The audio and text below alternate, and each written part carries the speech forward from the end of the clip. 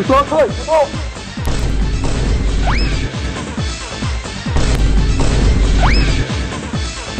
Ba za a bar ni a baya ba ni ma.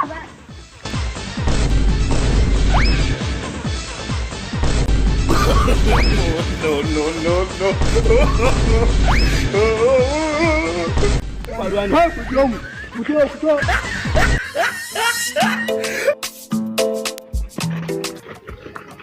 Ya lafiya ne wai. Me ya faru ne ka gaya mana da Allah.